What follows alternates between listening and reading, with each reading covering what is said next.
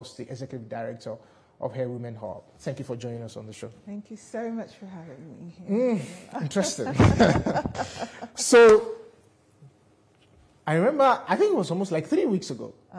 That we spoke about this, and it was at the Nigerian Women Trust Fund where we discussed issues about how women should come forward in terms of governance and politics. But let me ask you first, when you look at some of the things that is happening to the Nigerian women in terms of coming to the fore in governance and politics, you look at the structural and institutional barriers.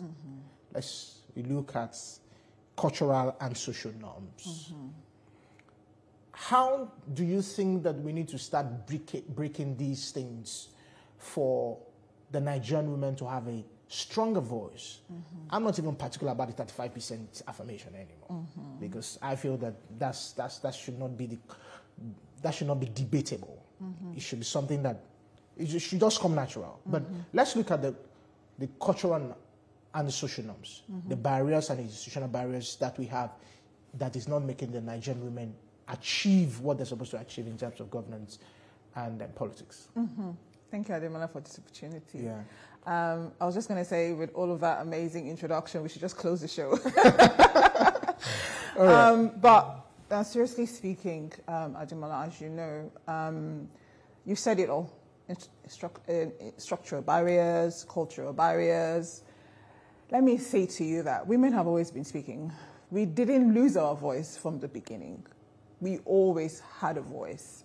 And if you go back historically and you look at the Aba Women's Riot, you look at why the Aba Women riot, there was a voice there. We rioted because, I'm saying we like I was there before, but yeah, you know what I mean. You know? Because the taxes, we're not going to pay taxes for what the colonial masters wanted us to pay. We had a voice. We didn't even have social media and all of that. But we had a voice, and we advocated, and we didn't pay tax. Guess who even decided to pay tax? The men. But let's not go there, right? So I hear you saying that how are we now going to have our voice? We've always had our voice, but I think we should be looking at where did the voice now, who now began to silence women? Who began to silence women? We've always been talking, we've always been speaking. Across the world, Africa most especially, you would find out that at different pockets in different nationalisms, women have been speaking. Did you realize, Ademola, that we've actually had a woman who was a king? No, you didn't realize. Do you know why? Because it took me, like, how many years ago, I had to go back to school to do another master's in gender studies to realize that we had a woman who was a king. Ahebe was a king, and she was a woman. And trust me, I'm sure you're looking at me like, are you sure, Angoli? Yes, I'm absolutely sure, because I read the entire, book. Women have always had a voice. So what's the pause? So what happened? Somebody came and told us that we cannot have a voice anymore because they want us to identify to the Victorian era. And then that gap came in, right? So why are we now silent? We're now giving a new script to imbibe. Become silenced, stay at the back, don't say anything, and then the masculine social norms now comes up and says, this is how you should now behave. Of course, a lot more women pull back because a lot more men were repositioned to take on all of these responsibilities. So now all of those social norms got imbibed into or institutionalized. So you have our legal systems, you got our educational systems, everything now got institutionalized and now started to silence women and pull women back. Because of course, if you have a reason to make sure that some certain people go forward and some other people remain, you create a structure to support what you're saying, right? So governmentality now plays a big role. So who are the people supposed to go forward in schools and education systems? The science subject, men, boys were pushed towards it. In fact, if you even get women to go to school, hallelujah. But then, historically, you had less than 4 schools dedicated for women. No structure was there. So they had to make sure that you build things to reduce and silence girls more from going to school. So that's the gap that started to happen. Now, where are we today? We're now trying to pull everything back. For me is, let us tell everybody what historically happened, and let us recreate, rethink and reimagine and begin to speak about what happened, why we're here, what the gaps are, and start telling everybody what the tradition that we've painted for girls and young women and then women about achieving the social norms that has been laid in place. Now, there's always a saying that you can have everything, but not at the same time. Yeah. And then these people you're talking about that say some women, because we can't generalize, the cross-section of, if you like, men who support women being in politics. Yeah. The cross-section of men who support women, having careers, living their lives. And those men, in my opinion, benefit more. So that a woman can choose whatever she wants to choose, whatever facet of life, as long as she takes that decision and she's fulfilling purpose and destiny. But those people that it benefits, we don't have the numbers yet, but it's obvious because we can see how the numbers reflect in our society, right? So the women who still feel that way is because social norms is very active. It is really powerful, Ademola, because when you grow up as a young woman and you are told, go to school, when you finish going to school, graduate. When you graduate, get married. When you get married, have children. And then, perhaps, you can look for other things to do, right? Now, there are different homes. So this is not generalizing. There are different homes who actually think about it. No, actually, maybe you need to do this, get a career, start working, develop yourself before you get there. But, Ademola, I have to keep emphasizing. The rules is different for boys and girls. To today, that we're talking about. When you say the rules are different, we're human, so... Hear me out. So the rules are different in the sense that even boys and men, you have rules. So you are not allowed to really say that you are under pressure when you're tasked to provide, tasked to be the man, tasked not to cry, tasked to carry on as if everything is okay when everything is falling apart. You are not necessarily giving that opportunity to do that. And that is the same rule that has been applied to the boys. And when they grow up, they have to continue to grow up in that structure so they hold things in. And as young girls, you are taxed to grow up, wash plates, learn how to cook so you can keep your man, right? And then look after the children, nurture them, and then just not necessarily do as much as you would so that society wouldn't say that you're not doing what you're going to do. So, but if you look at it, flow with me, Ademola. When a woman is strong and boisterous and bold, she's labeled negatively. And when a boy or a man is strong and boisterous and bold, he's labeled negatively. So the same energy that a woman brings into the table and the same energy that a man brings to the table, the woman is always labeled negatively. And that's the social norm playing. So in this side of the society, I strongly believe that there has to be a re-education. You see, our mindset is still an issue. And you see how it cuts across all of the facets of the institutions and all the structures we have in our country. Yeah. That's what I feel. So the social norms are still quite large. Traditionally, a lot of fantastic organizations in Nigeria especially are talking and speaking to social norms, speaking to traditional leaders, speaking to cultural leaders. And when I look at everything, I'm so happy. But when you go back, when all of that strategic meeting is done, and we go back to our face and go back to our closet and our community, how are you really going to translate it, especially those who are living in the grassroots, those who are living in rural areas? They have a traditional way of doing things. So the work is ongoing. The work has started. I'm just saying that let's not underestimate how social norms has really, really stifled us. And I would like to add here as well, Ademola, that in terms of religion, it plays a big role as well.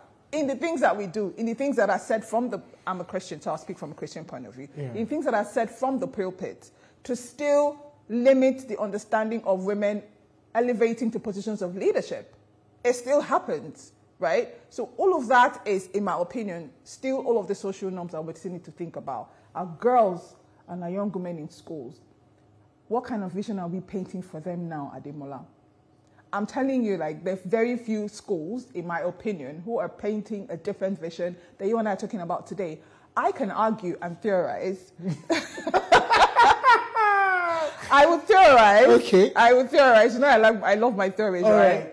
I would theorize that if you rethink about what we tell our girls and boys, let's just rethink it. Just bear with me for a minute. Let's rethink what we tell our boys and our girls. And we go back to these primary schools right? Because that's where it will start from, isn't it? Now let's just say nursery schools and primary schools, and we think about how we tell them to relate to each other, respect each other, and bring more equity to the table. How do you think our community will start to look when it begins to have a ripple effect?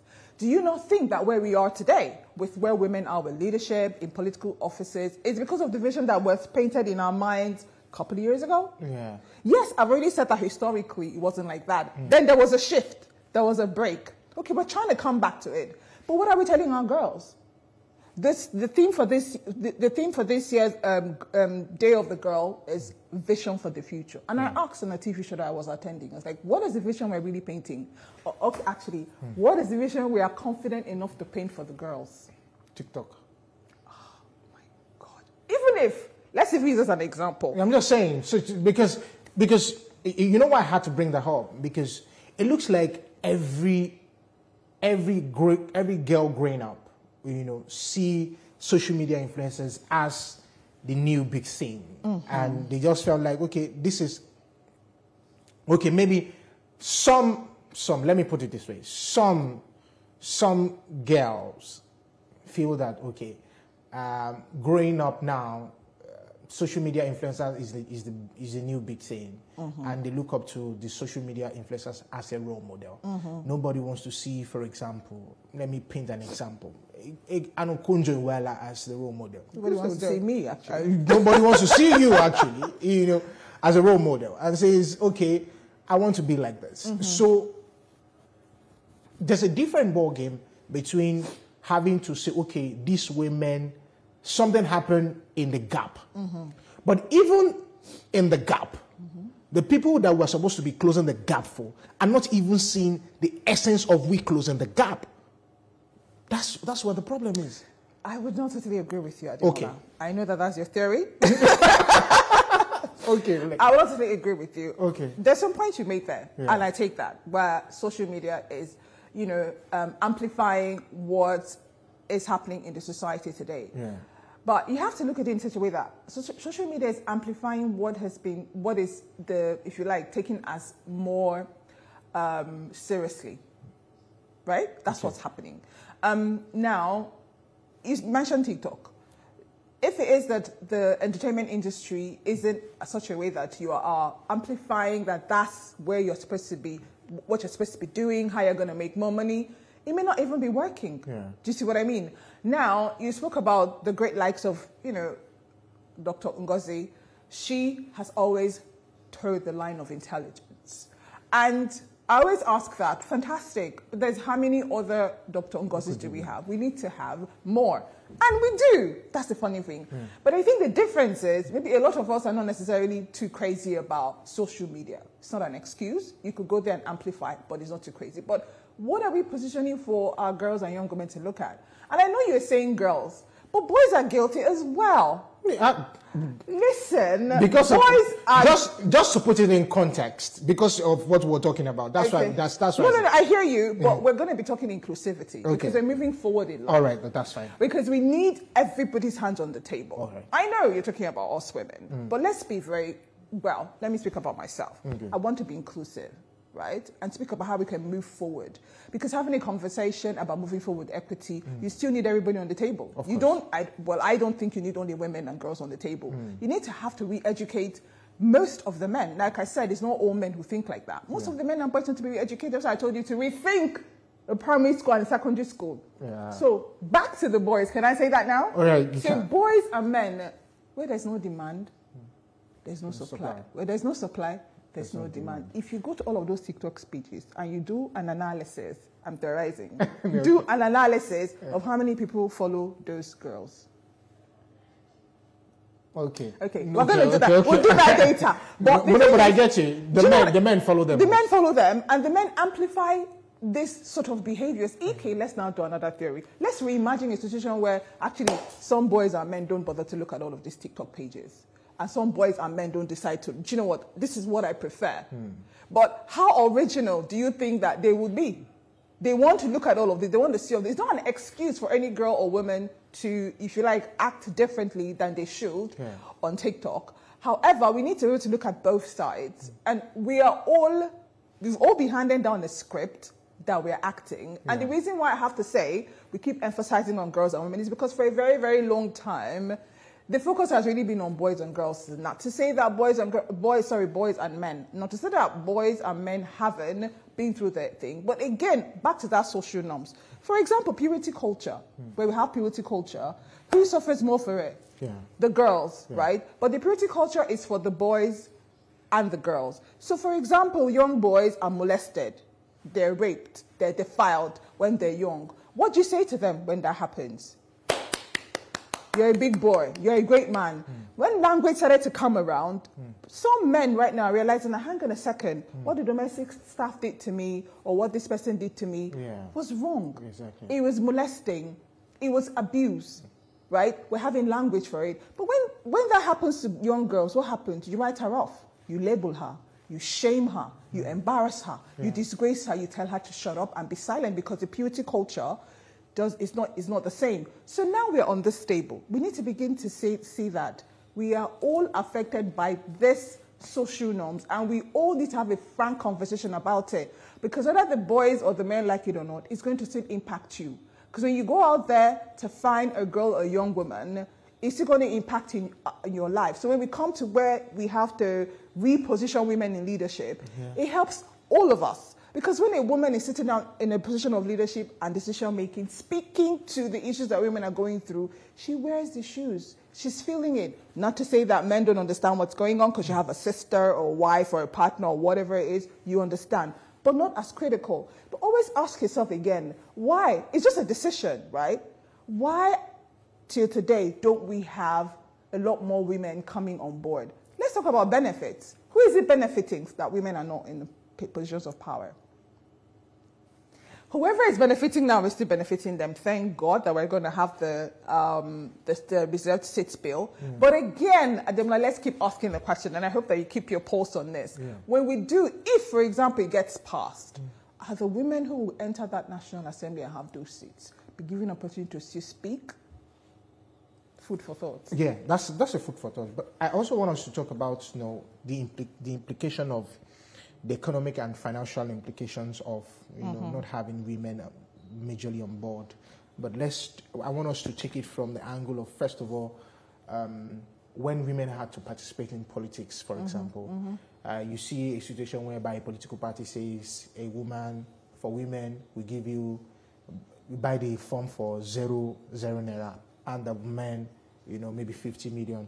Don't you think that also plays a very bigger disadvantage to women? Because if, for example, you're a woman now and you have the money to spend, what stops you from getting the form to spend that money?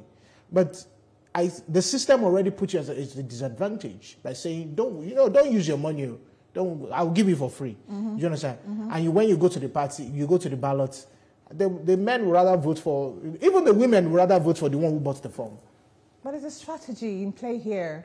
Ademola, that's what I'm saying. There's a strategy in play here. Who invented those rules? Who invented those rules? Who says women shouldn't pay and men should pay? But your women also just play along with it. Some women also play along with it. It's just like saying, why are we now having reserved seats? Like, for a long time, they're saying women should run for the same elections. Yeah. But you can see that the disadvantage is quite a lot.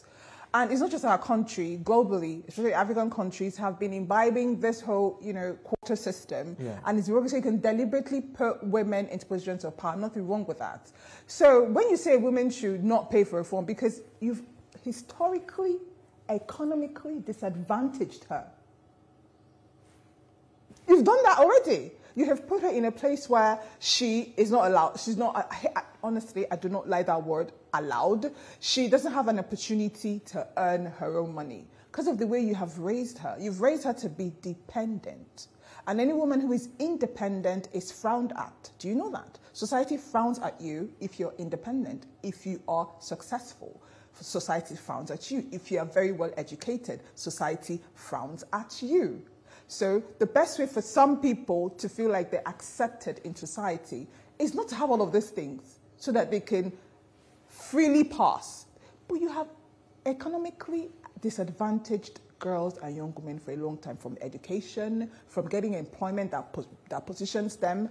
You've done that. So, Ademola, if you come today and say women do not pay, and then when it comes to the ballot, you are using that as a caveat, then you're a deceitful human being. You never really wanted to be in a position of power in the first place. That's really what it is. You really never wanted her to be there. Let's just call a spade, not a garden fork, right?